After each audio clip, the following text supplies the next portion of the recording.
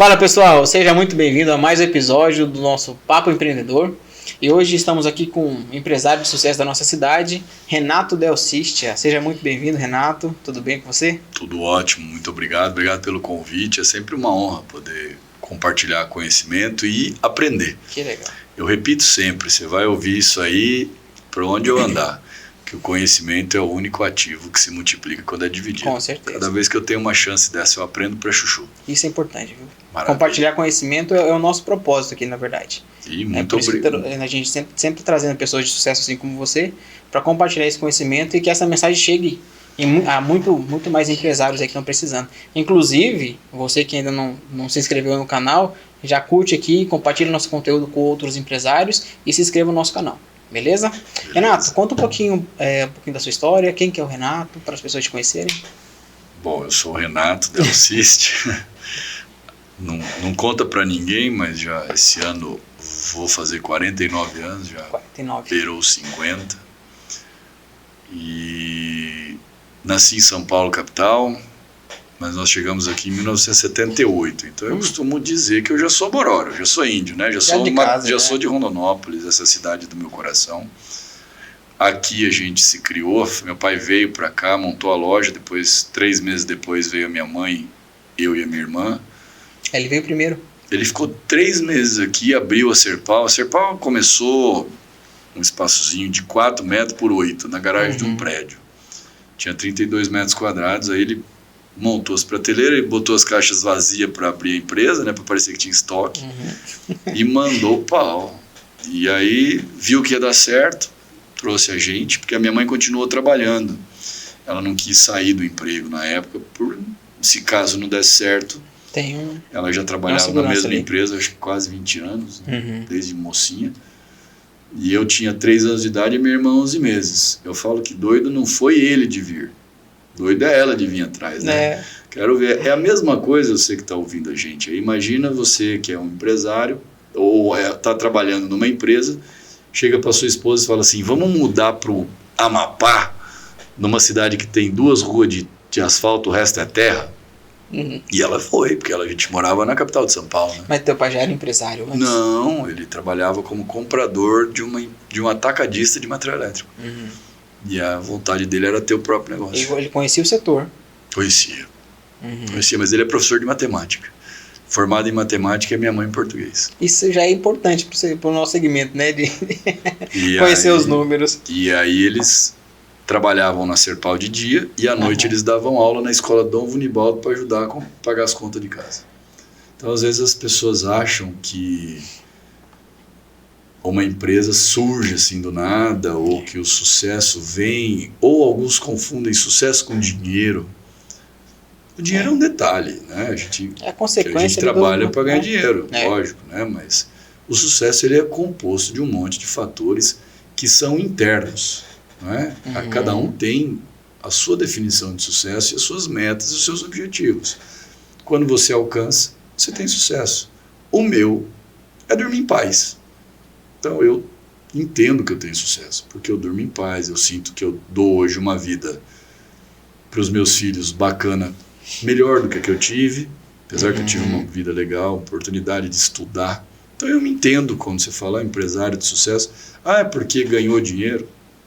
Não, tem muita gente que chegou muito menor que nós e hoje está muito maior, financeiramente falando. Sim. Mas eu entendo que existiram realizações por esse caminho e ainda tem muita meta para ser alcançada, e sonhos e objetivos. Que legal.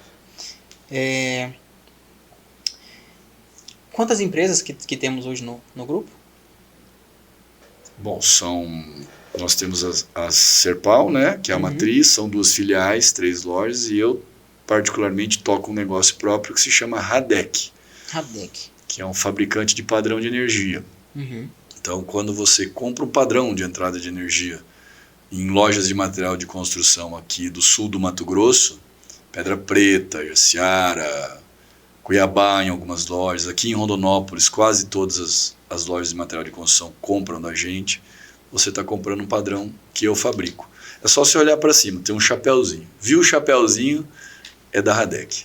Que top. Aí você estava falando que você está estava reestruturando essa empresa, né? Estamos recomeçando. Hoje você atende só, então, empresas que revendem para o consumidor final. Exatamente. Eu atendi a Energisa desde 2004. Ainda era Grupo Rede, a concessionária, né? Uhum. E aí, esse ano teve um contrato, a gente não fechou o contrato, então a gente fica 2 anos sem atender a Energisa agora. Mas lojas e construtoras a gente continua atendendo, sim. Com eles é licitação também? Não, é pregão eletrônico. Antes era tudo pregão. Antigamente era cotação por telefone e tal, você mandava proposta ainda na época do Grupo Rede. A empresa surgiu em 2003, para você ter uma ideia. Já tem fez 20 anos, vai fazer 21. E que eu fundei. Esse é um empreendimento meu particular. Sim. Eu trabalho na Serpal e tenho essa empresa. Então eu brinco que eu tenho 3 filhos, muito boleto, então eu tenho 2 empregos, né?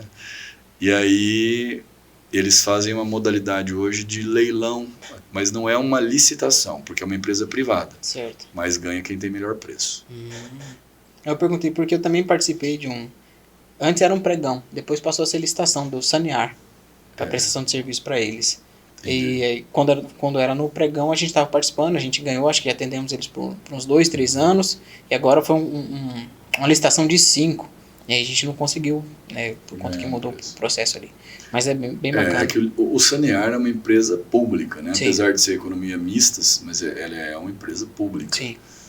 A Energisa não, a Energisa tem um dono, é uma empresa privada como qualquer outra. Eles compram mais barato.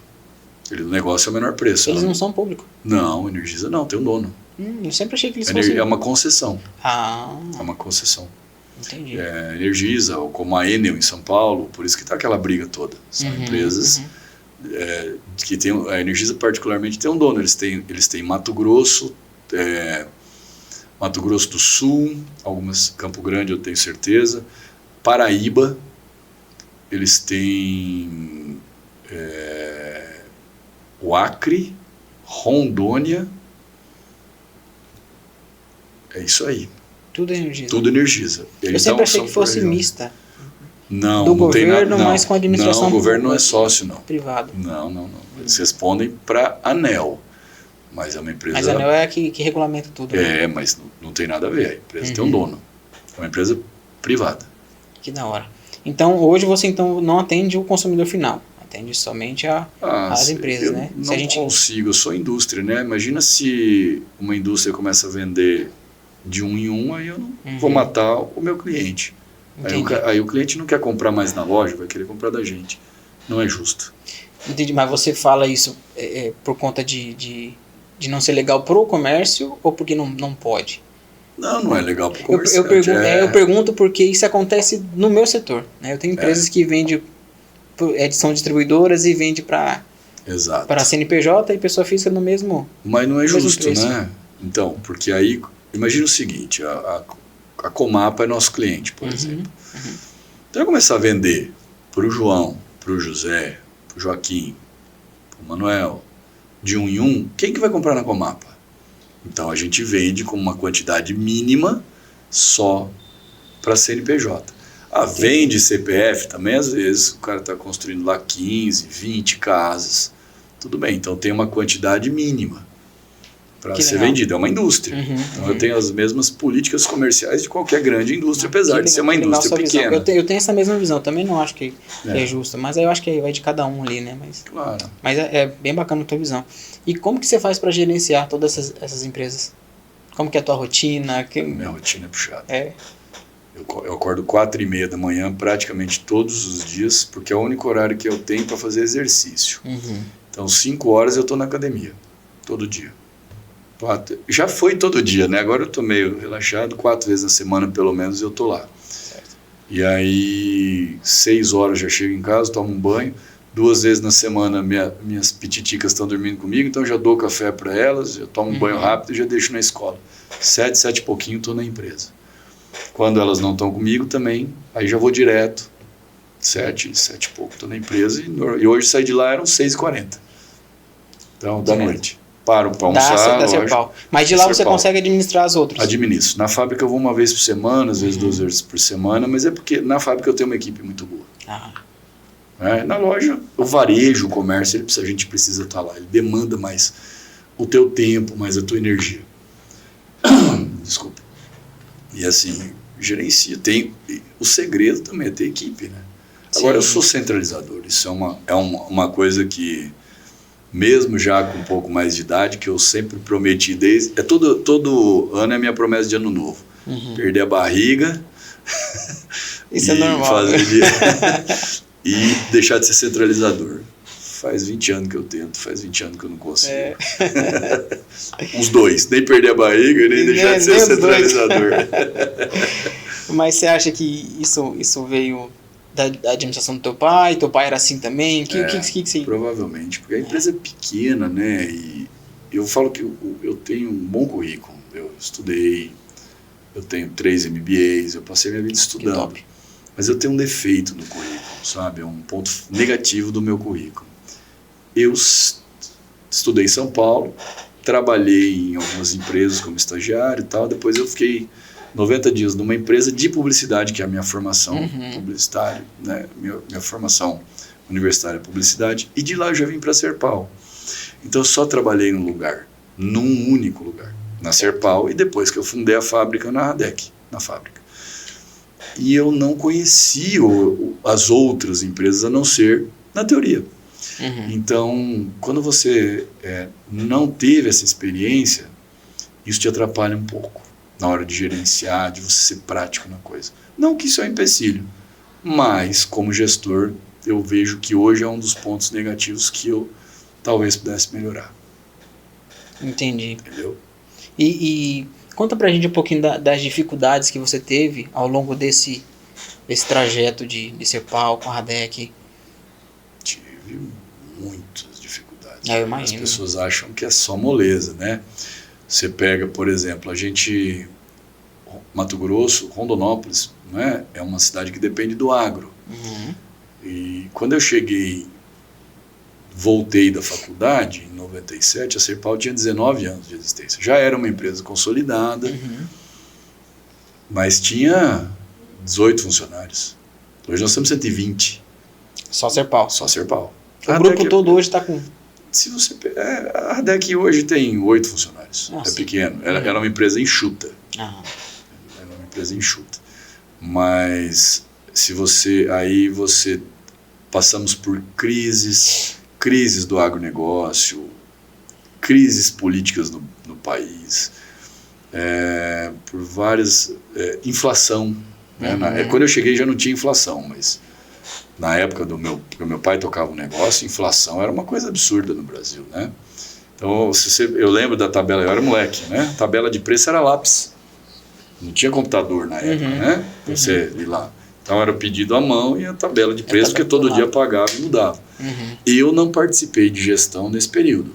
Tá? Quando eu cheguei, já tinha acontecido o Plano Real, que foi em 94. Certo. Né? E eu já peguei uma economia estável. E isso é muito mais fácil para você gerenciar. Mas foram muitas coisas, né? Na minha vida profissional, tanto pessoal, isso acaba se fundindo, né? Ainda mais trabalho com família. Né? Então, teve brigas, é normal isso. Mas você sabe que a gente consegue separar. A minha irmã está no negócio agora há uns 2 anos já. Ela mora em São Paulo e ela trabalha home office e ela gerencia o projeto de transformação digital. Certo. Direto, a gente tem briga, direto. Mas agora, por exemplo, nós passamos a Páscoa todos juntos em São Paulo. Aí a gente não fala em trabalho. Porque senão fala o mínimo necessário. Porque senão não toca. É verdade. Nossa empresa também é a gestão familiar. E assim, eu tenho muito orgulho que a gente tem poucas discussões, né? E as discussões, eu acredito que seja igual você também, são tudo em detrimento do trabalho. A gente resolveu ali, em casa a gente tenta nem mexer com isso para não misturar os assuntos. Não é fácil, porque nem eu e meu pai somos pessoas de temperamento muito fortes, né? Italiano, e a gente... Quando tem briga nossa, bonito para quem vê, não é, pode acreditar, não é bonito. A gente é pavio curto, mas depois, assim, passa 10 minutos, já estamos falando de outro assunto, e quem está perto fica chocado às vezes, né? Mas assim a gente foi levando e é o que eu falei para você. A gente entende que tem uma empresa de sucesso. Porque se você pegar da onde começou a Serpal, depois quando eu fundei a fábrica tinha 2 funcionários também. Não sabia como é que eu ia arrumar dinheiro para pagar o FGTS. Nossa, e agora? Então, tem muitas histórias ao longo dos anos. Tem muita coisa divertida. Tem quantos anos? 20, vai fazer 21 em novembro. Fez 20 anos em 23 agora. Caraca. É de 2003. Passa muito depressa. Esses dias me chamaram para dar uma palestra, para conversar com o pessoal da UFR, da turma de administração. Aí tudo garotada, né? De 18, 20, 22 anos. E eles me perguntaram, mas você tem um conselho para dar para a gente? Eu falei, não, olha, eu vou dizer uma coisa para vocês. Eu tô com 48 anos e eu descobri uma coisa. Você pode ter 120 anos. A gente nunca perde a capacidade de fazer cagada na vida. Ou é um negócio errado, ou é uma decisão errada, ou é uma besteira que você faz aqui, depois você se arrepende. Então, diz que o homem amadurece depois dos 40, né? Mas eu acho que quando você é empresário, você coloca a cara a tapa, né? Então, se você toma decisões todo dia ali. Cara, você vai tomar decisão errada, você vai tomar decisão certa. Eu acho que... O homem amadurece nunca. A gente nunca vai sair da 6ª série. Eu falava que eu tava na 5ª série, né? Agora eu tô mais evoluído, perto dos 50 anos, eu já tô na 6ª série. As piadas são bestas. Você junta 4 caras numa mesa de bar, é tudo molecada. Tudo molecada. Então, e a gente brinca que o homem é guri pra vida inteira, só muda o tamanho dos brinquedos. É verdade. Então, e assim, lógico que profissionalmente, em algum momento, eu digo, né? Espírito de juventude não tem a ver com você ser um adolescente ou um adolescente na mentalidade de um adulto. A gente tem que estar na 5ª série, tem que ter essa juventude, tem que ter essa brincadeira, mas é óbvio que com a responsabilidade. Com certeza. Você vai ver, eu chego sempre ser o primeiro a chegar, sou um dos primeiros a chegar na empresa, sou o último que vai embora, então responsabilidade, maturidade profissional, não tem nada a ver com a gente querer ter esse espírito e essa 6ª série, né? Não, ainda mais se você for levar bem rígido, aí também a vida fica sem graça. Deus o livre. Eu vejo que o negócio ele tem que ser prazeroso pra gente, senão você acaba sendo aquele tal empresidiário. Você fica refém da empresa, dos problemas, aí acaba atacando saúde e aquela história. Quando você vê, te absorve. Eu sou um cara que realmente eu tenho um ritmo bastante puxado. Eu preciso, inclusive, você passou melhorar por isso? Eu ainda passo por isso, viu? Eu sou, assim, principalmente nos momentos como esse, de insegurança do Brasil. Como é que você põe meta num momento como esse? Em 2024, em março, com uma insegurança jurídica no país, com o dólar a gente não sabe o que acontece, para estourar uma guerra. Tem guerra na Ucrânia com a Rússia. Se der uma zica, estoura aqui. Interfere aqui. Não é? Se der uma zebra agora no Oriente Médio, né? Ontem estava vendo que atacaram a embaixada do Irã na Coreia do Sul, que vai ter retaliação. Quer dizer, aí você tem todo um comércio exterior. Um exemplo bobo, se a China entra na conversa, quantos % dos produtos do Brasil são da China? Então o LED vem da China, está com o meu negócio. Então você tem que estar sempre ciente. Mas o que tem a ver isso com o teu ritmo de gestão de operação? Tem que você se cansa, porque você tem que estar ligado em tudo, né? Gestão tem a ver com isso também. Com certeza. Fora o ser centralizador. Renato, e erros que você cometeu na gestão? Tem algum que você, em particular, que você gostaria de compartilhar com o pessoal? Eu errei nessa pegada aqui, eu poderia ter conduzido a empresa para esse sentido. O que você olha para trás? Podia muitos. Vou te dar um exemplo, citar 2 exemplos. O primeiro, há muitos anos atrás, meu sonho era ser publicitário. Eu formei nisso e tal. Quando eu ganhei um pouco de dinheiro, agora eu quero montar uma empresa. E montei uma produtora de vídeo. Comprei uma produtora de vídeo. Cara, eu perdi o dinheiro de um apartamento em São Paulo. Caraca. Joguei tudo debaixo de uma lona. E foi. Não é que eu quebrei, mas eu fechei a empresa. Eu perdi bastante dinheiro ali. Mas foi um erro. E agora, por exemplo, eu vou te dar um exemplo. A gente reformou esse prédio da Matriz, ele está em obra inteiro. Fazem 4, 5 anos a gente foi comprando todos os terrenos em volta. Se eu pudesse voltar no tempo, a gente não imaginou, né, que com pandemia, que a operação ia crescer tanto. Parte do recurso que eu investi na obra, eu teria investido num centro de distribuição, por exemplo. Olha aí. Então, assim, quando você vai para 2, 3 lojas, a primeira coisa que você precisa entender é assim, você que está pensando em abrir filial, por exemplo, é como é que eu vou fazer os processos disso? Como é que é a logística disso? Né? Então tá, eu vou ter 3 lojas, 4 lojas, 5 lojas. Gente, quem é o gerente? Começa a tua loja, quem vai gerenciar ela? Porque você não vai conseguir estar em 2 lugares, é impossível. E aí você tem uma outra situação. Como é que você vai mandar material de uma loja para outra? Porque aí chega uma pessoa e fala assim, você tem essa lâmpada aqui na loja da Vila Operária? Não, mas eu tenho na Matriz. Então, essa logística ela é muito importante. E outro, processos. Tem vez de ir transferência errada, você acredita? Quer dizer, era para ter ido 10 lâmpadas, chegou 8 na filial. Acontece e muito. Então, processo tem que funcionar. Um dos grandes investimentos nossos agora foi tecnologia para controle de estoque. Hoje é tudo com coletor, hoje é tudo dinâmico, tanto para separação quanto para conferência. E ainda assim acontece erro. E estoque é sempre um dilema, né? Você consegue controlar teu estoque hoje 100%, vamos dizer assim? Não, consegue, até 100% controlado, mas tem muito erro. Muito erro. Muito erro e é humano. Ou mandou errado, esses dias aconteceu. Em vez de mandar um cabo 3 por 25, mandaram um cabo 3 por 35. Olha o tamanho do prejuízo. 10 mil de prejuízo. Mesmo eu no código pergunto de barra. porque nós temos um estoque. Não é tão grande, mas é difícil de controlar. São 15 mil itens. 15 mil SKU que a gente chama. Nós temos hoje uma fazenda em estoque. O dinheiro de uma fazenda está no estoque. É muita coisa. É muita coisa. É onde está o cofre. Então ele tem que ser organizado. Os nossos esforços, toda a demanda, a energia para tentar cada vez mais organizar. Então a gente pensou, quando a gente foi planejar o tamanho nosso, a Matriz era para ser o centro de distribuição e atender as outras lojas. Quando a gente viu, a operação cresceu e o tamanho não deu. Né? Então, hoje já existe a necessidade de um centro de distribuição. Porque senão eu não consigo abrir mais loja. Olha só. E hoje tem quantas lojas? 3. Tem a Matriz e 2 filiais, mas hoje eu estou babando para abrir mais.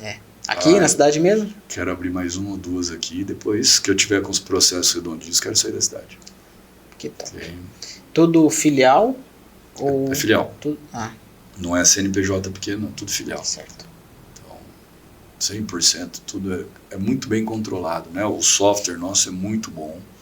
Ele é totalmente integrado com a contabilidade. Vocês desenvolveram um software para vocês? Não, é um software de Goiânia, se chama ADM, a empresa é Santri, que está nas maiores lojas do Centro-Oeste e eles são focados em material de construção.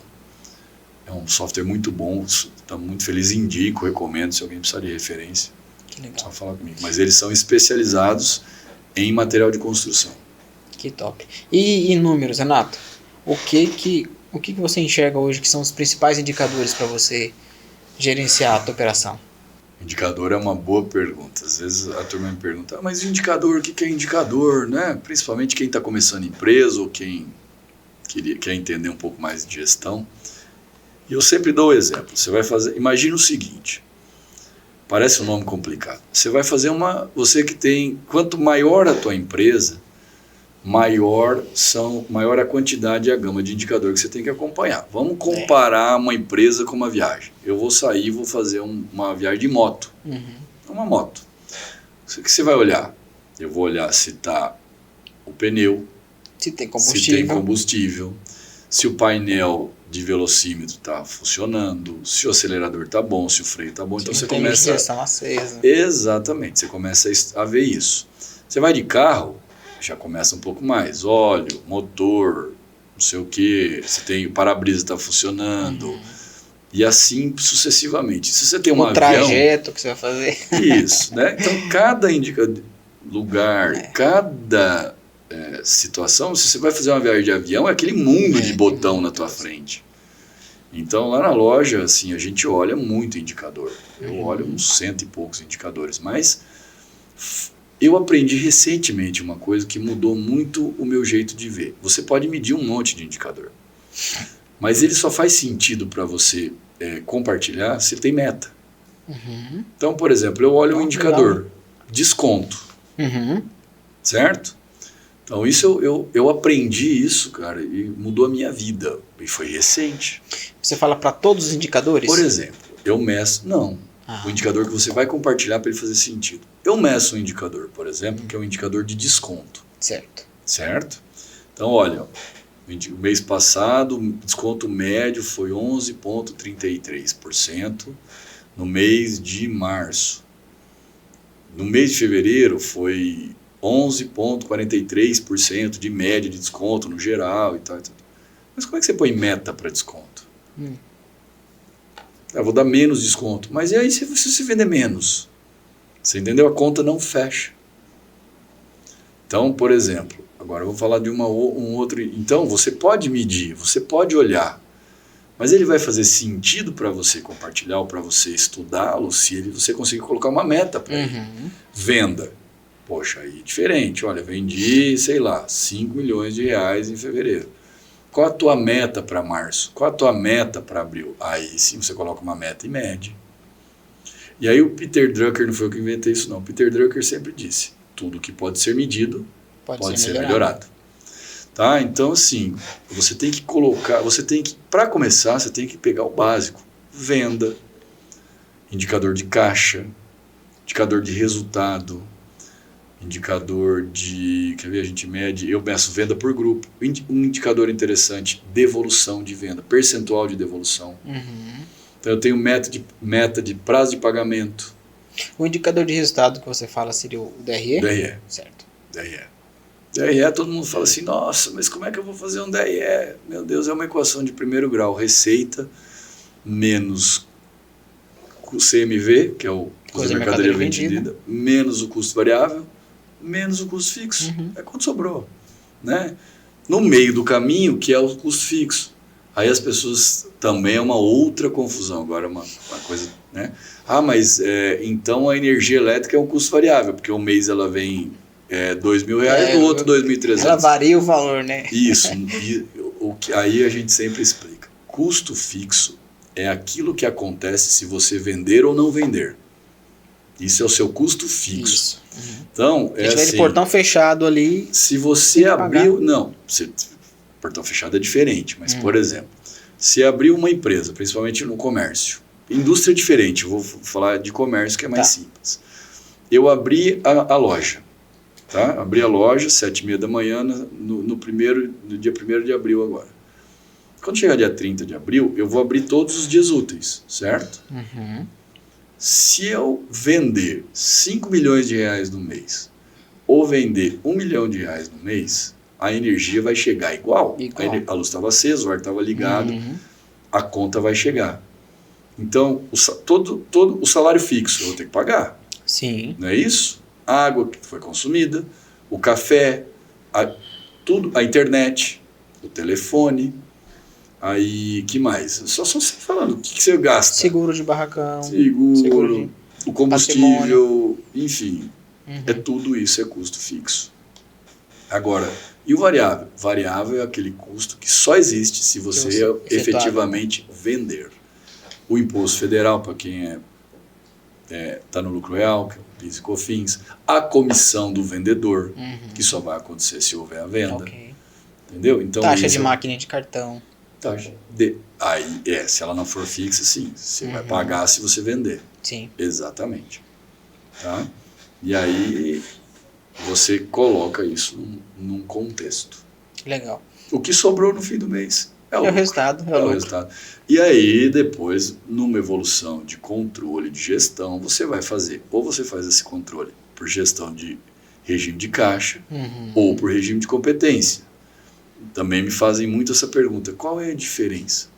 Regime de caixa, quanto eu recebi de dinheiro que entrou e quanto saiu de dinheiro, o que sobrou é regime de caixa, dentro da operação de entrada e saída de dinheiro. Mas aquilo ali é o caixa, não quer dizer que seja o lucro. Exatamente. Não, se você faz o estudo de resultado por regime de caixa, do resultado, ok. você vai ter o resultado por regime de caixa. Perfeito. O regime de competência é diferente. Vamos lá. Mês de março de 2024, a tua empresa vendeu lá R$1 milhão, certo? Só que você vendeu aquilo com 30 dias, com 40 dias, com 3 vezes para pagar. Não significa que aquele dinheiro entrou para você. Não mesmo. Não é isso? Uhum. Mas ela é a sua receita, aquilo que você vendeu.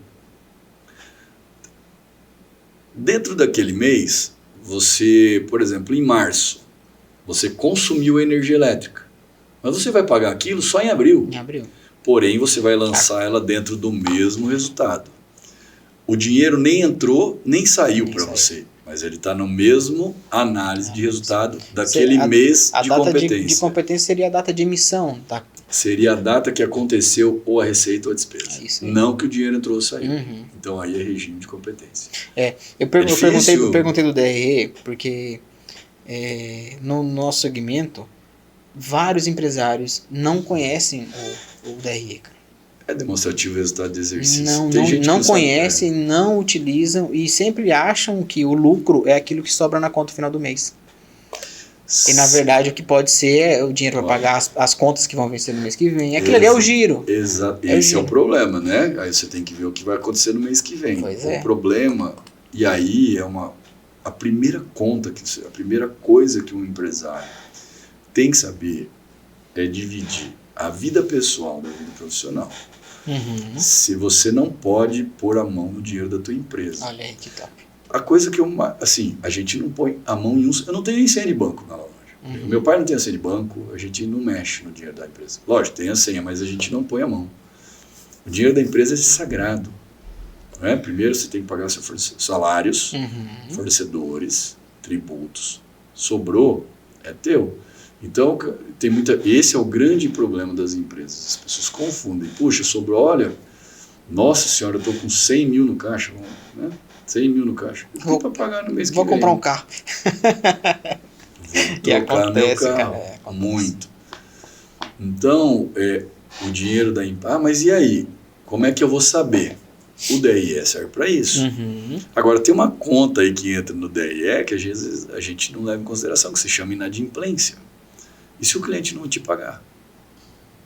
Entendeu? Tem tudo isso aí. Olha, a inadimplência não entra no DRE, né? Só se for não entra no DRE. Exatamente. Despesas não ela pode entrar. Eu não sei. No meu não entra, infelizmente. O meu também não entra. Mas agora você falou que eu falei, rapaz. Mas ela tem que estar no teu provisionamento. Eu sei quanto é a inadimplência. Você mede e provisiona isso na tua operação, né? Uhum. Na hora de você colocar o preço de venda. Então, o ideal é esse. A maioria não faz. Não faz. A gente não faz. Você tem que ter uma maturidade de price, que chama, né? de formação de preço de venda, muito interessante para você já provisionar inadimplência. Uhum.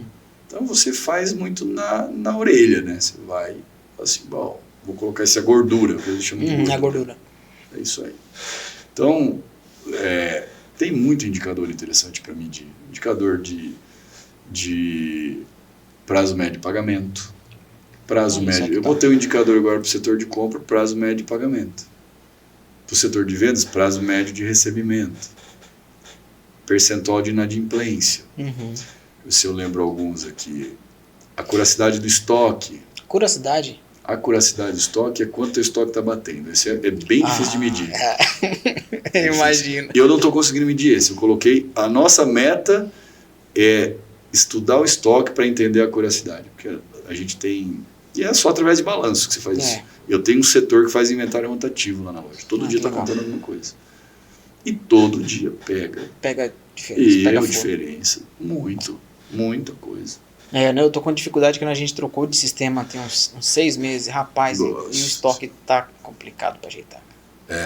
Porque todo mundo tem que aprender as coisas novas, né? E um sistema novo não é fácil.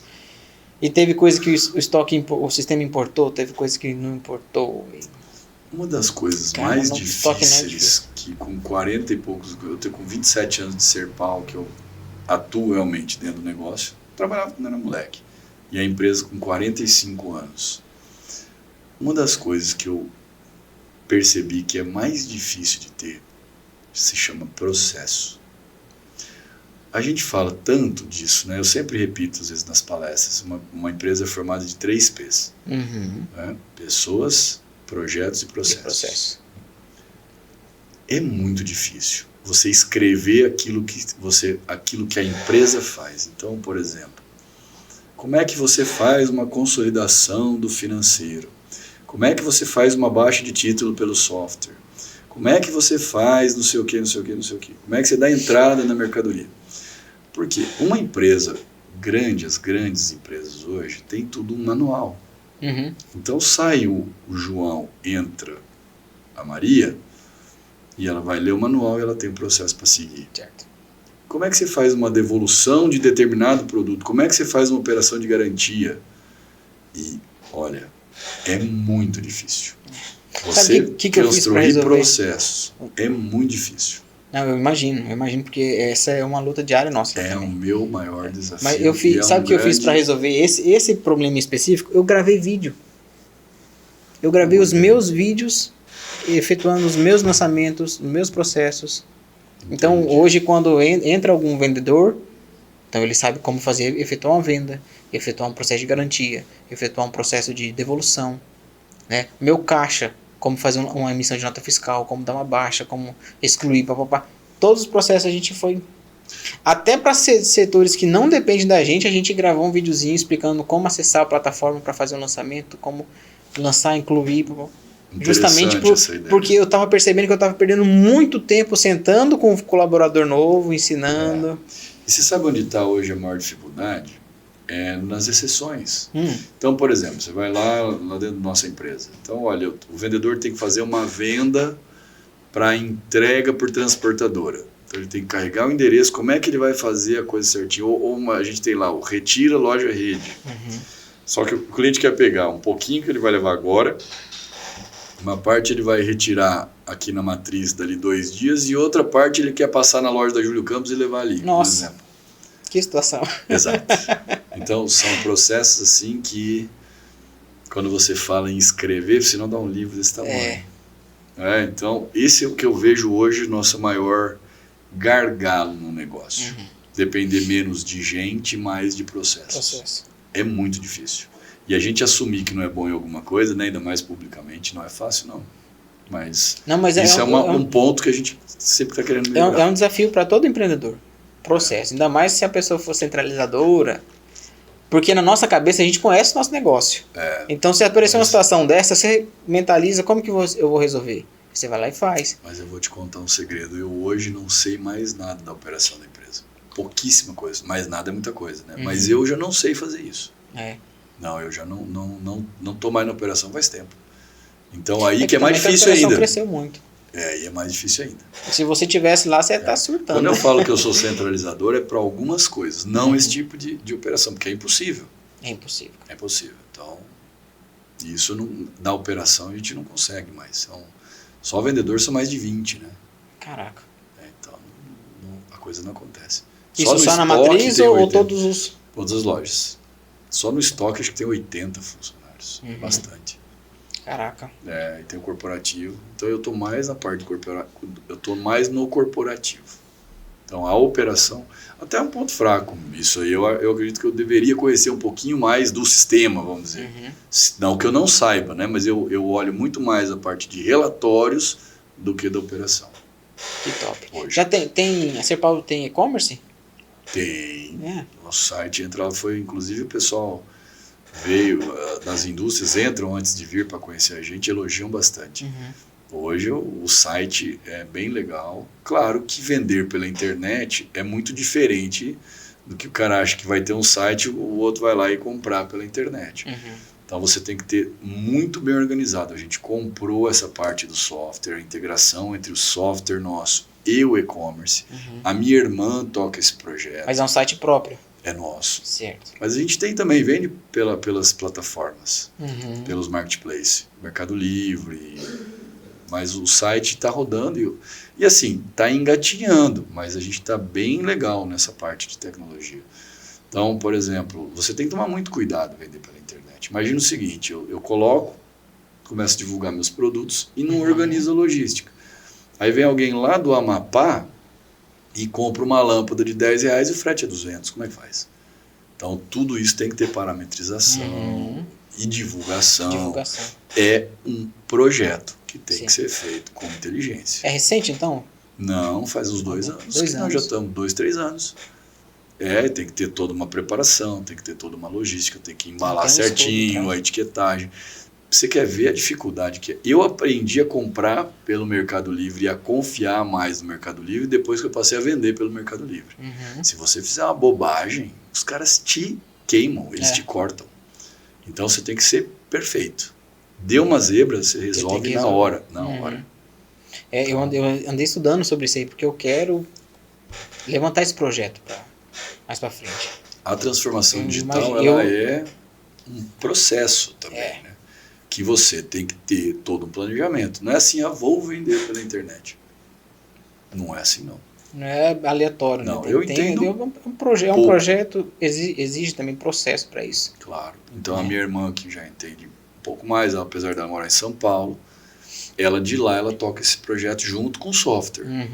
Então, por exemplo, você vai vender essa água Pobore, vou fazer propaganda para o Souza aqui, e então ela tem que ter exatamente o peso já cadastrado no site, o código de tudo perfeito, a descrição, o tamanho, volumetria, você não pode ter erro. Então, pra você ter uma ideia, uma das grandes dificuldades nossa, que está demorando para ir mais depressa esse projeto, é o cadastro. Detalhar o produto. Você tem que ir na internet, pesquisar, bate foto, estuda, aí você escreve nas características, todas as descrições, tamanho, largura, volume, peso. Aí depois é que você põe para vender no site. Você pensa, são 15 mil itens. 15 mil itens. Vamos lá, dos 15 mil, 8 mil giram, né? O ano passado, 8.700 giraram durante o ano. Mas, e é uma coisa lenta. A pessoa quem está fazendo o cadastro tem que estudar, tem que entender, tem que saber o que está fazendo. Então, você não pode ter erro. Esses dias tinha um negócio errado digitado, deu um zebra do caramba. Então tem que ser muito com bastante atenção. Eu imagino. O pouco que eu estudei sobre o assunto ainda, eu vi que não é um negócio simples de se fazer. Não é simples. Eu vi que eu não vou conseguir tocar, eu vou ter que trazer alguém que faz. É necessário. Nós vamos ficar para trás. Quem não entender, porque isso aí não é simplesmente vender pela internet. Eu estudei isso há uns 2, 3 anos atrás, uma palavrinha boba, mas que se chama Omnichannel. On-channel, canal, né? Que é nada diferente da integração dos canais. Então, vamos dar um exemplo aí do Casas Bahia, vai lá que é o Ponto Frio.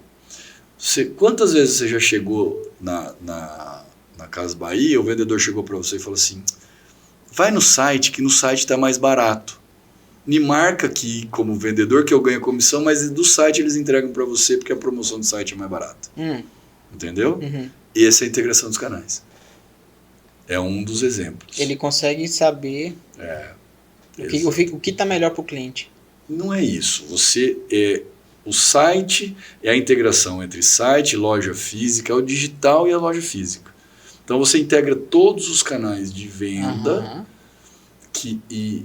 entre físico e digital. Porque, ao contrário do que a gente pensa, eu não acredito que mudou muito. A gente achava que o varejo físico ia morrer em algum momento. Eu não acredito que ele vá sumir tão cedo.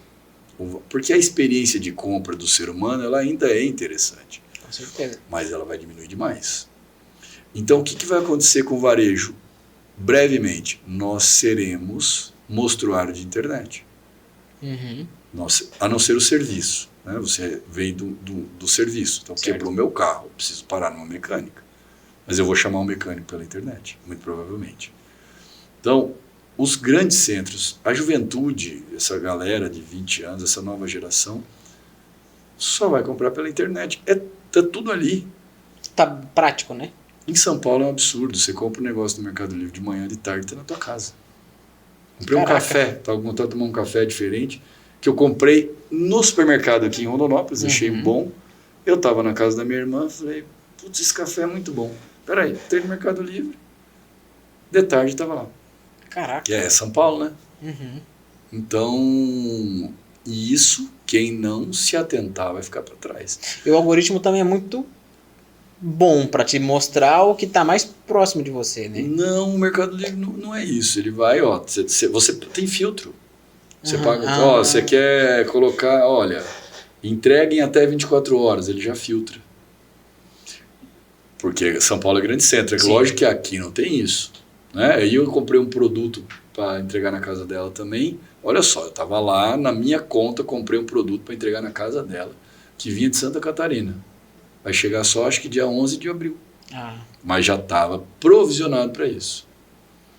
E se a gente...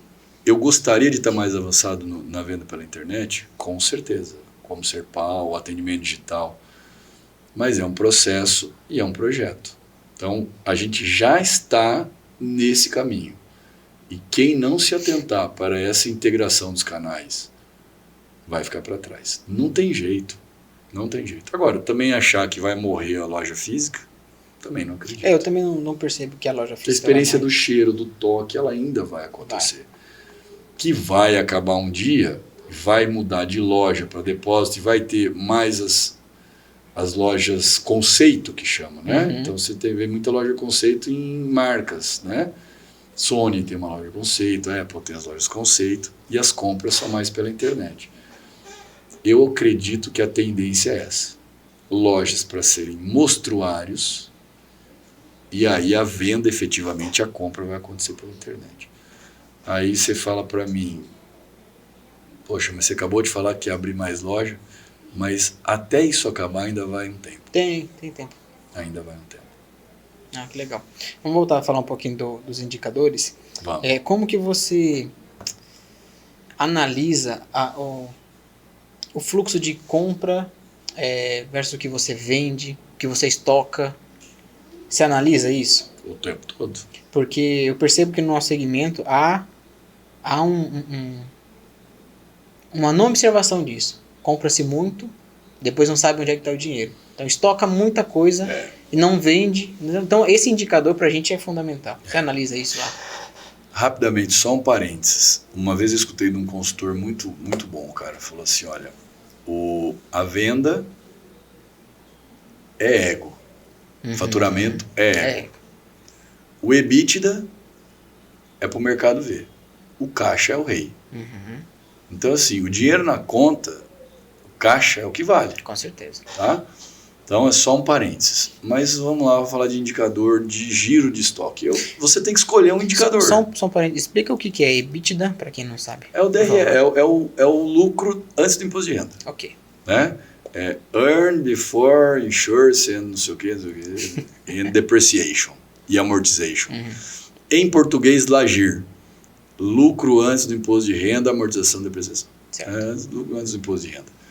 Então, porque quando você tem o DRE gerencial e tem o DRE contábil, né? E depois no DRE ainda vem a depreciação e a amortização para você achar o resultado da empresa. Certo. Então, o EBITDA é o resultado. Por regime de competência. Competência. Por regime de competência. Então, vamos lá. Mas o caixa, para resumir, o caixa que é o rei. Certo. E aí, quando você fala em giro de gestão de estoque, é muito difícil. Não é fácil. Então, como é que é? Eu, por exemplo, lá a gente tem, de uns 2 anos para cá, a gente começou a estudar bastante isso. Toda vez que o estoque aumenta, obviamente que na frente o caixa baixa. Não é? Então, hoje eu estudo o giro de estoque por percentual de giro dentro do período. Então, vamos lá, eu meço quanto vendeu e quanto comprou. E meço quanto vendeu, aí você tem que trazer isso para o mesmo número. Que nem aquelas provas do Enem de física, que você tinha metro por segundo e quilômetro por hora, Sim. que você tinha que trazer tudo para a mesma grandeza para você acertar a conta.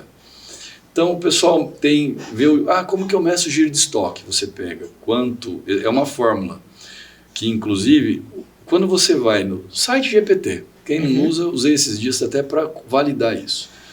Quando você mede giro de estoque, ele fala assim, você pega quanto você vendeu, divide por quanto você comprou, que você vai entender quantas vezes teu estoque girou dentro do mês. A gente usa percentual de giro. Eu gosto de medir por aí. Quantos % do meu estoque girou dentro daquele período? No caso, dentro do mês. Então eu pego quanto vendeu mais a preço de custo. Certo. Tá? Aí eu pego quanto é o valor do meu estoque. Bom, vamos lá se eu lembro a forma de cabeça. O valor do meu estoque é preço de custo. Preço de custo. Tá? Mais o que eu comprei dentro do mês a preço de custo. Dividido. Aí você pega esse valor e divide por quanto vendeu tudo a preço de custo. No caso que a gente chama de CMV. Certo. E aí você vai ver quantos % do teu estoque girou dentro daquele mês.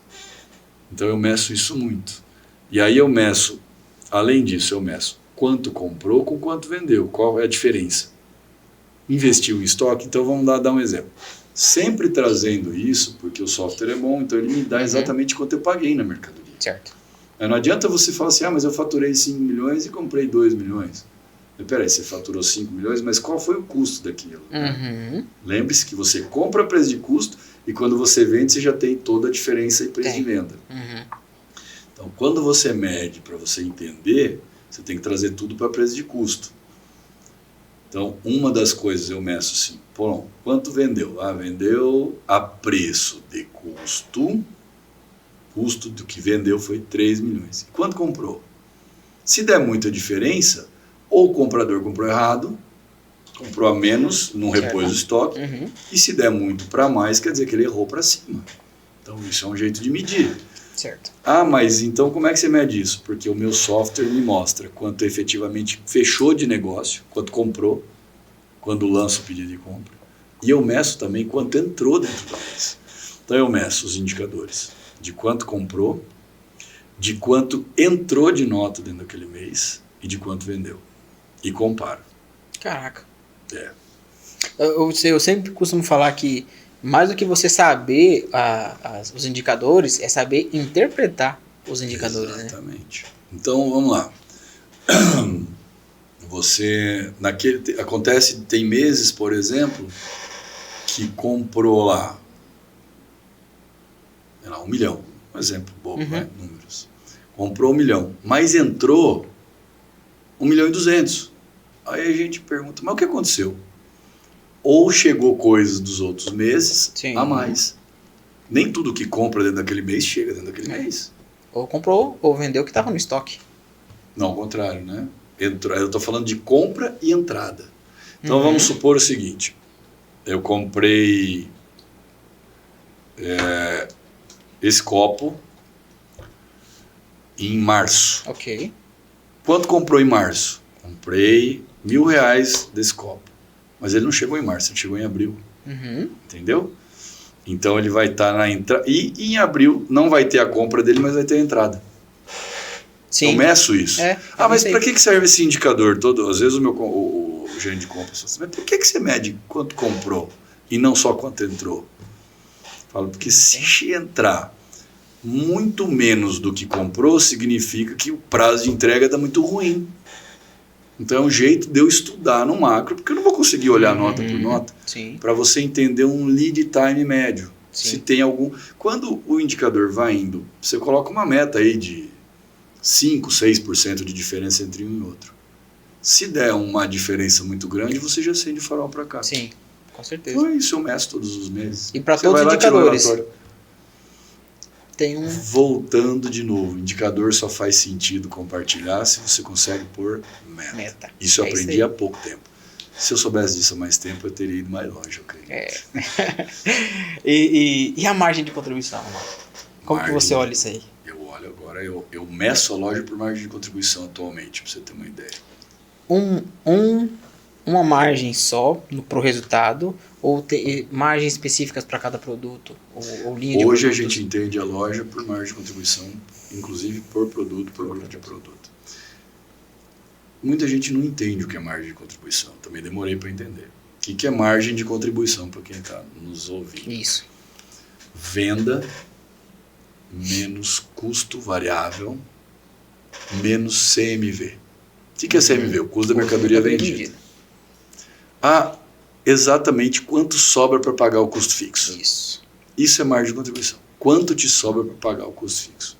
Então, se eu vendi 1 milhão, meu custo variável foi 10%, então ela foi 100 mil. E eu paguei 80 mil por aquela mercadoria, sobrou 10 mil. Se eu gastei 12, eu tomei prejuízo. Entendeu? É isso aí. Bem resumido. Mas é mais ou menos isso aí. Desculpa. Então, eu estudo margem de contribuição atualmente do ano passado e esse ano por produto, por grupo de produto, por marca. E agora, assim, inclusive dentro do DIE. A gente é uma empresa, as empresas hoje, quando você... Empreender nesse país é uma dificuldade.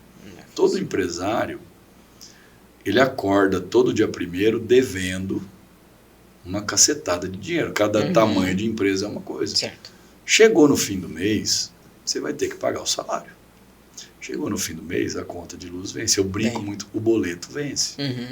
Então a gente já acorda devendo. Todo dia 1º. Ontem eu acordei devendo 900 mil. Sério. Não venceu ainda. Fala uma tranquilidade. Agora, então você tem que vender 900 mil para cobrir. Não. Eu tenho que vender o suficiente para tirar o custo fixo, tirar o custo variável, para tirar o CMV, para tirar a comissão do vendedor lá, tudo, os impostos, e ainda sobrar esse tanto para não perder. E assim cada uma empresa fica, entendeu? Não é moleza, não. Empreender é uma arte, né? Ainda mais nesse país. Se o presidente falar uma bobagem lá numa viagem, é perigoso que o dólar explode. E aí, como é que você faz para você repor mercadoria? Nosso negócio é cobre, é LED. Imagina o agricultor. O pessoal fala muito, porque o agricultor está milionário. Tem que ser mesmo. Você já imaginou? Você tem o teu negócio depende de São Pedro? Mas tem muita tecnologia para medir. Rapaz, se não chover, é uma commodity. A gente não tem um pé de couve plantado, não temos fazenda, não temos nada. Nós temos uma loja. Certo. Mas eu admiro. E cada profissão, cada empreendimento, tem a sua nuance, tem a sua característica, tem seu ponto forte e ponto fraco. Né? Os caras têm que ganhar dinheiro mesmo, porque quando vem a trolha, vem pesada. Esse ano atrasou a chuva, arrebentou com todo mundo. E aí? Mas é verdade. Inclusive, esse negócio de margem de contribuição foi uma das sacadas que revolucionou nossa empresa, porque a gente não observava. Na verdade, todo esse contexto de indicadores é novidade para a gente de uns 3 anos para cá. Entende? Então, antes, não sei se você observa, é de praxe das oficinas menores, você não vê as oficinas prosperando, crescendo. Então, tem as consolidadas no mercado, sim, mas as menores, não. Então, a maioria deles não observam os indicadores, então muitos deles não ganham dinheiro. Você vê os donos de oficina com dificuldade financeira. Então, eu sempre falo isso para eles, cara, tem que ganhar dinheiro, senão não faz sentido. Não é justo o cliente pagar mais barato pela operação, lógico, por conta que ele não sabe precificar, só que ele também não ganha dinheiro. E se ele precisa dar uma garantia do serviço? Exatamente.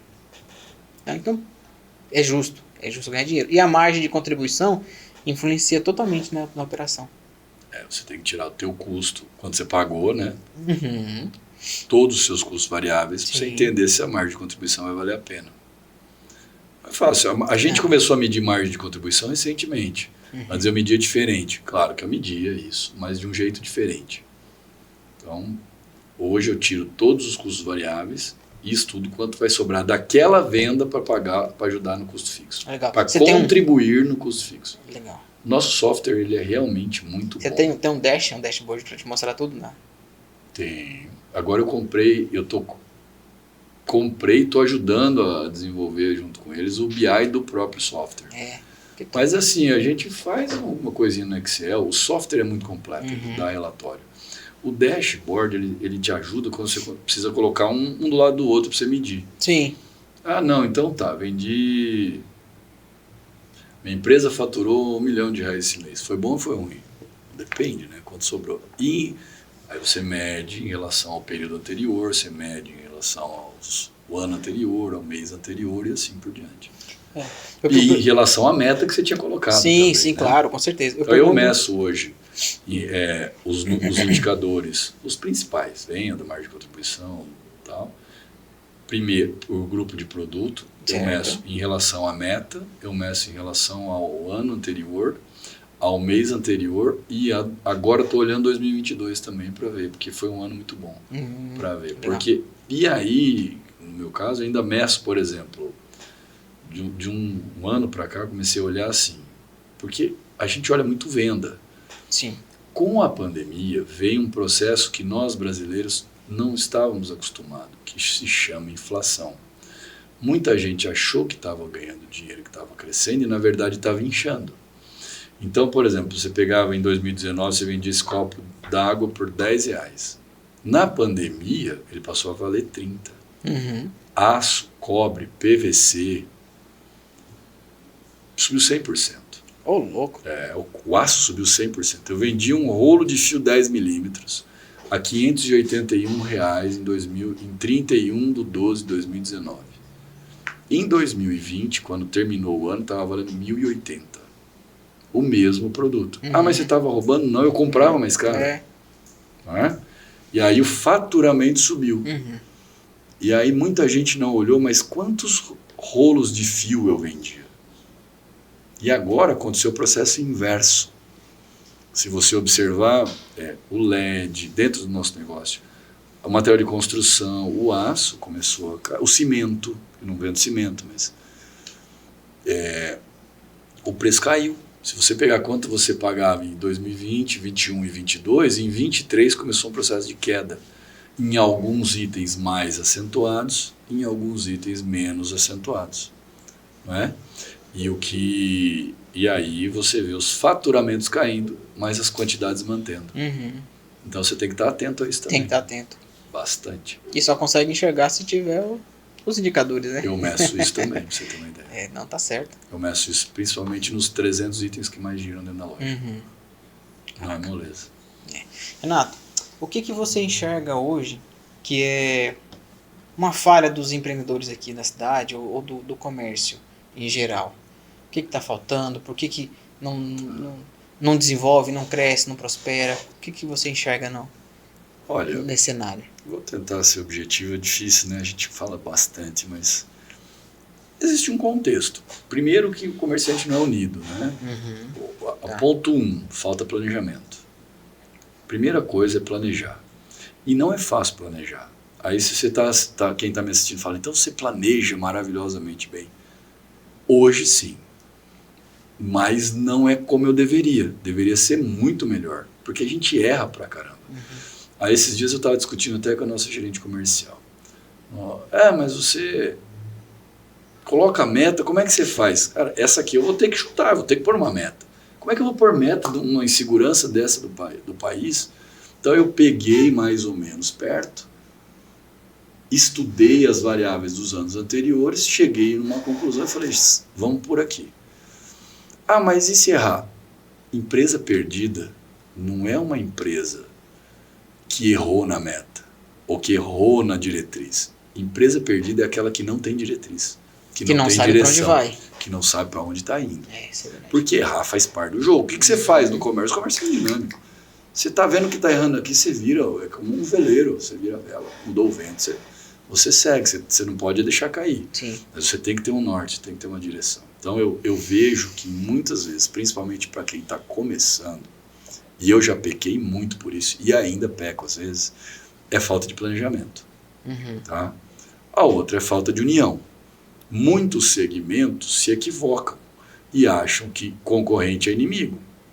Hoje eu falei com 2 concorrentes de um telefone. Como é que está o mercado aí e tal?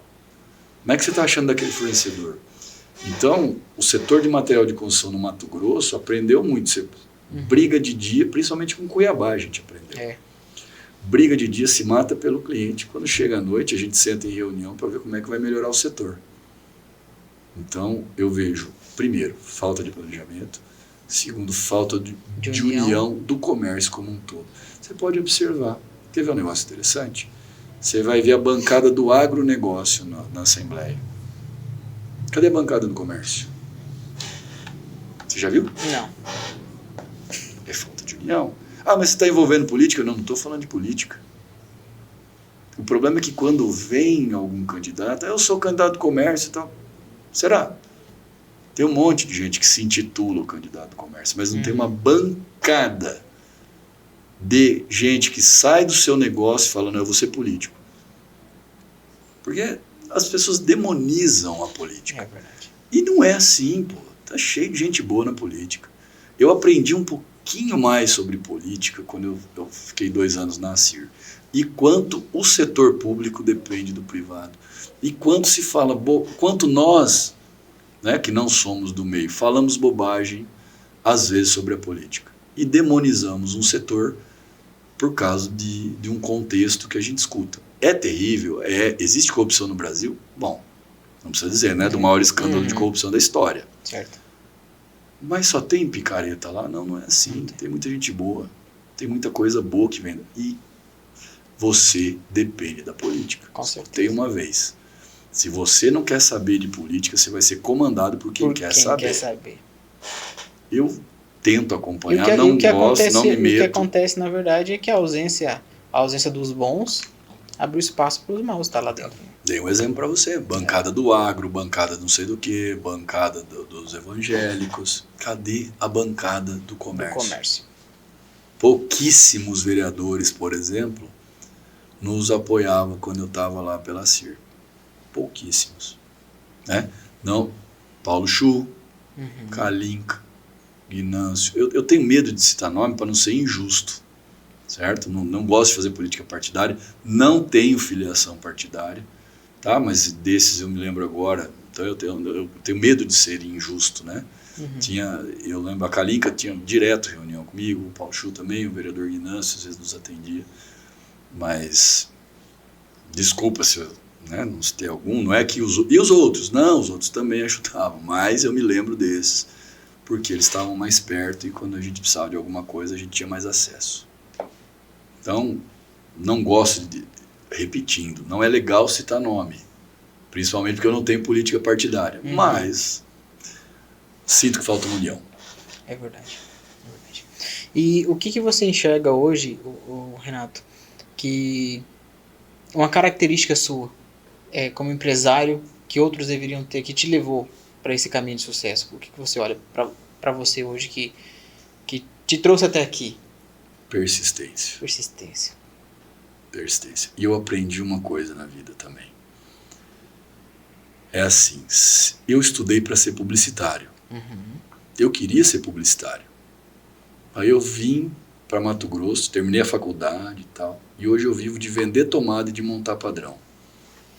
Então, a minha carreira profissional, eu não fiz aquilo que eu amava, mas eu aprendi a amar o que eu faço. Ah, você faz o que você amava? Não, mas eu amo o que eu faço. Eu gosto de segunda-feira. Eu amo ir para a empresa. Eu falo para os meus filhos, trabalhar é uma delícia. Tem gente que fala assim, é segunda-feira, vou ter que trabalhar. Não, cara, eu gosto do que eu faço. Mas era isso que você queria fazer quando você tinha 17 anos? Não. Mas e eu? Você é infeliz? Pelo contrário. Não. Então, se eu puder dar um conselho para você que está em alguma profissão, qualquer coisa, é assim, se você não ama se você não faz o que você ama, aprenda a amar o que você faz. Mudou a minha vida isso aí. Eu amo o que eu faço, amo. E não era isso que eu queria fazer da minha vida, mas eu aprendi a gostar de um tanto. Então, eu penso que isso é um grande diferencial. Tem dia que eu fico olhando, eu não sei mexer em Excel direito. Aí eu fico olhando aquele monte de número, planilhas. Eu olhei, falei para um lado, olhei para o outro. Cara, eu não estudei para isso, eu queria ser publicitário. Que coisa, meu. Aí eu olhei e falei assim, mas olha isso aqui. Putz, se a gente for por esse caminho, de repente você vai começando a curtir e ver que dá para ser divertido e você transformar tudo num grande barato. Tem que ser equilibrado, né? E volta naquilo que a gente estava conversando agora há pouco. Se for engessado demais, não se torna prazeroso. Exatamente. Eu acho que tem que ter esse equilíbrio também, porque eu me vejo nessa situação. Eu gosto, não é o que eu planejei, né? Mas eu gosto, eu amo o que eu faço. Né? Mas se for engessado demais, se eu ficar na operação demais ali, nos problemas demais, acaba complicando, acaba ficando sem graça. Mas isso pra tudo na vida, né? Isso pra tudo então tem que ter um equilíbrio para deixar... Então, pessoal, poxa, mas você é workaholic, você só trabalha... Não é isso. Primeiro que eu não abro mão do meu lazer, Claro. Eu não abro mão de estar com os meus filhos. Eu levo para a escola. Eu busco na escola todo dia. Almoçamos juntos. Então, brinco. Final de semana por conta. Não é assim. Dá para... Você usou muito bem uma palavra e eu gosto dela também. Se chama equilíbrio. Então é isso. E outra coisa importante, gente. Para você ter uma empresa que prospere, você precisa de gente.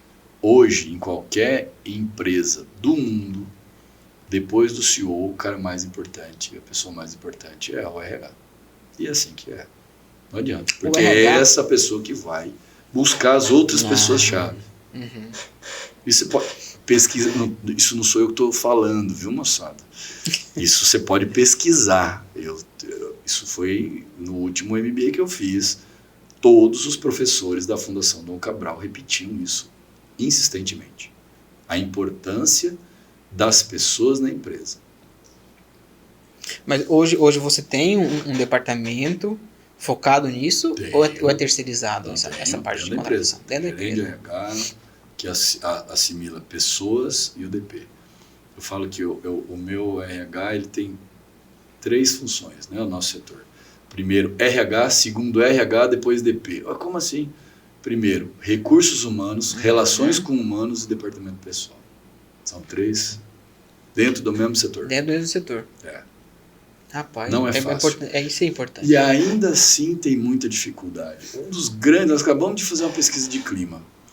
Eu recomendo muito, vou dizer para vocês, fazendo um parênteses, Sebrae.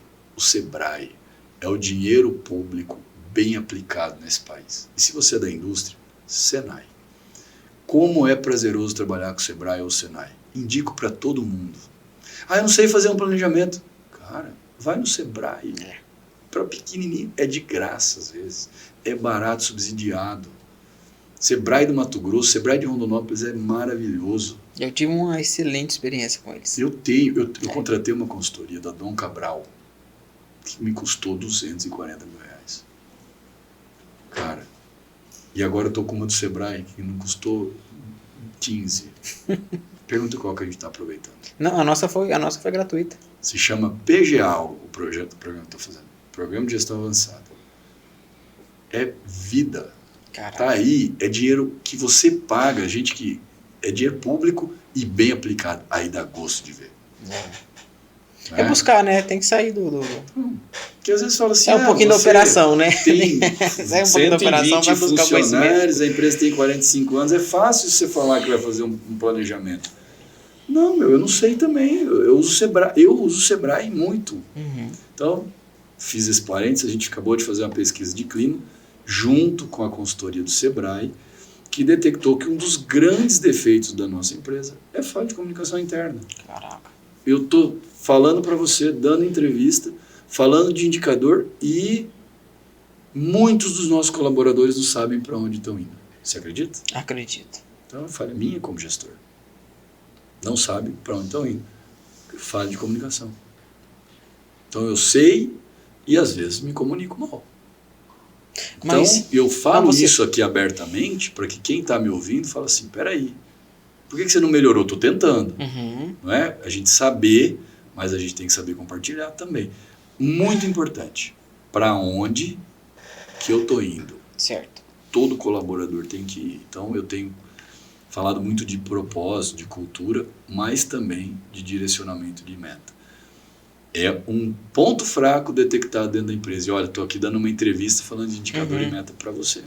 Não, legal. Não, mas isso é importante, porque às vezes o empresário menor, eles não têm noção do que é isso. né? Eu sou muito curioso para a questão de negócio, gestão e tal, então eu entendo um pouquinho disso que você está falando, né? Mas eu me considero um eterno aprendiz para isso, né? Mas tem muita coisa que eu também não conheço.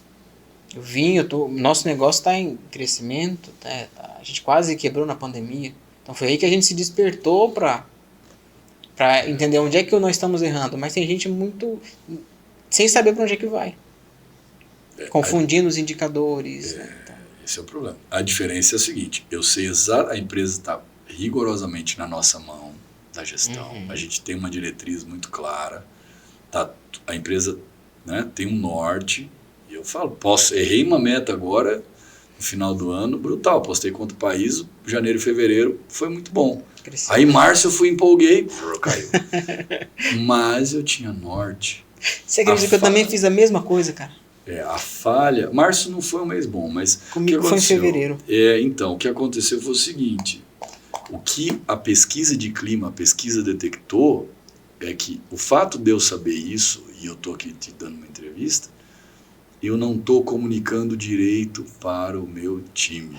Olha só, assumindo uma falha, né, num canal aberto, mas é uma falha de gestão. Mas por que você fala assim dessa falha? Porque às vezes alguém está me ouvindo e corrige rapidamente. É por isso que todo conhecimento tem que ser compartilhado. É isso mesmo. É isso aí. Não, show.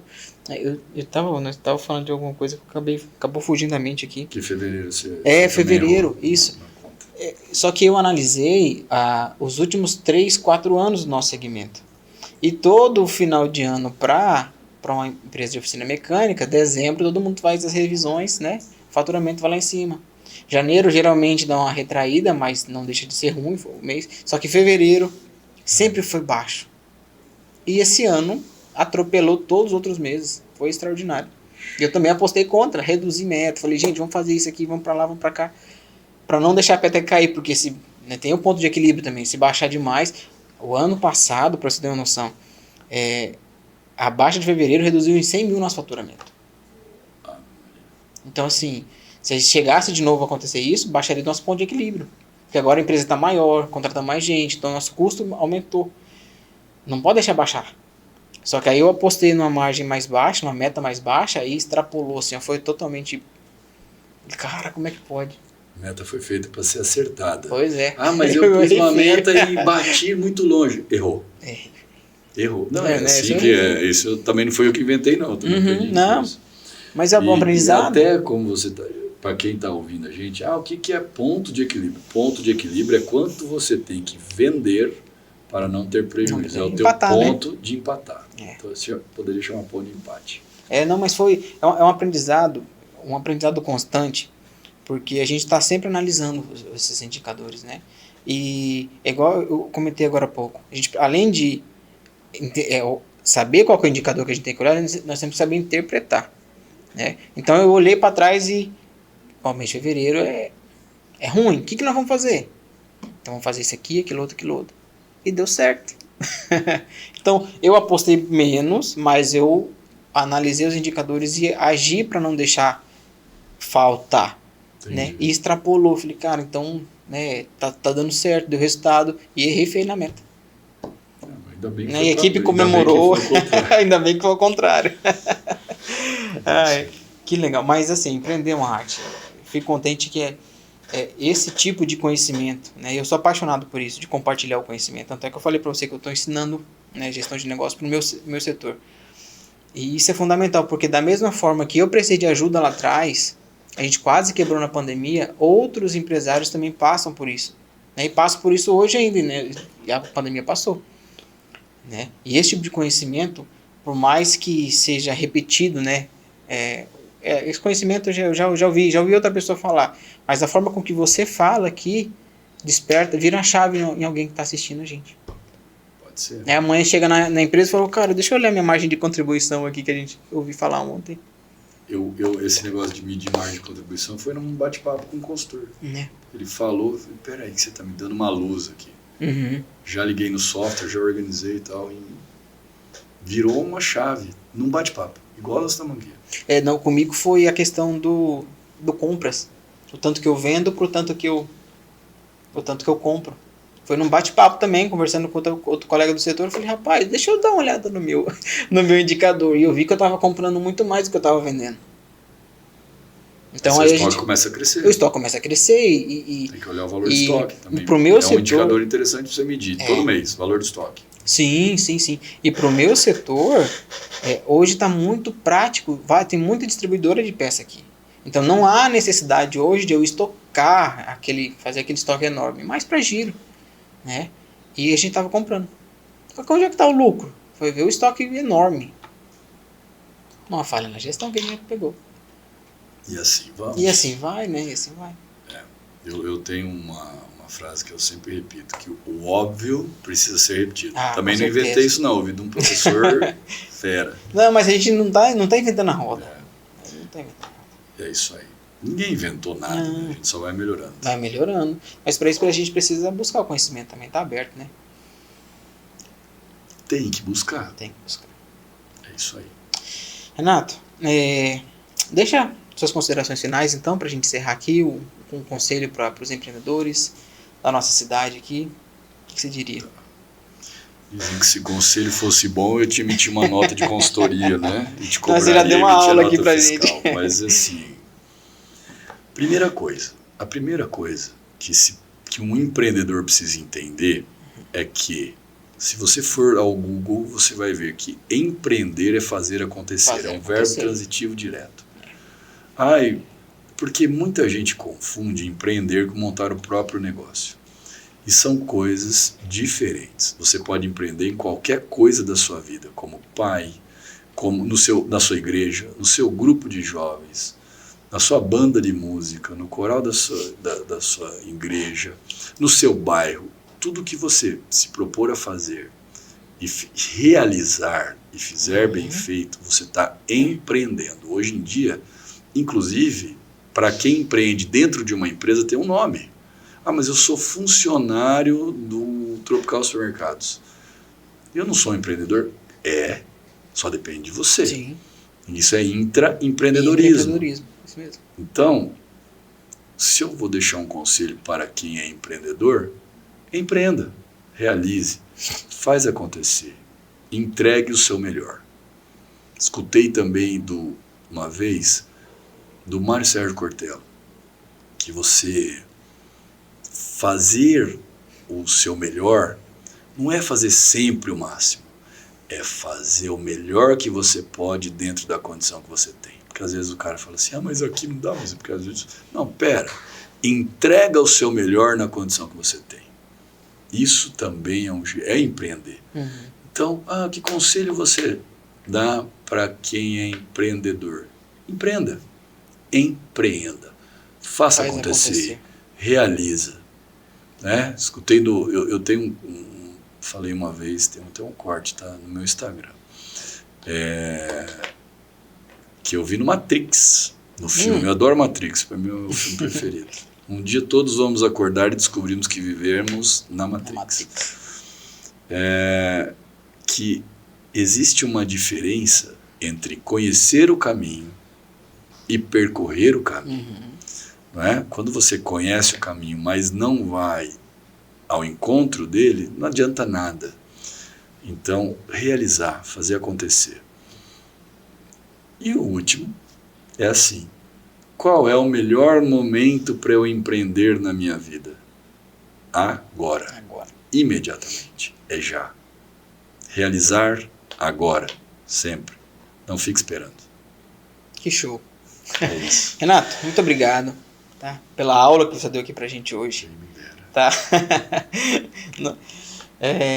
A gente vai ficando por aqui, tá bom? Você é convidado, eu vou voltar outras vezes, tá? Parceirão do Kleber. A gente vai encerrar por aqui, tá bom, pessoal? Não se esqueça de se inscrever no canal, compartilhe esse conteúdo com outros empresários, tá? Porque isso aqui pode mudar a vida de uma empresa, né? A vida de famílias.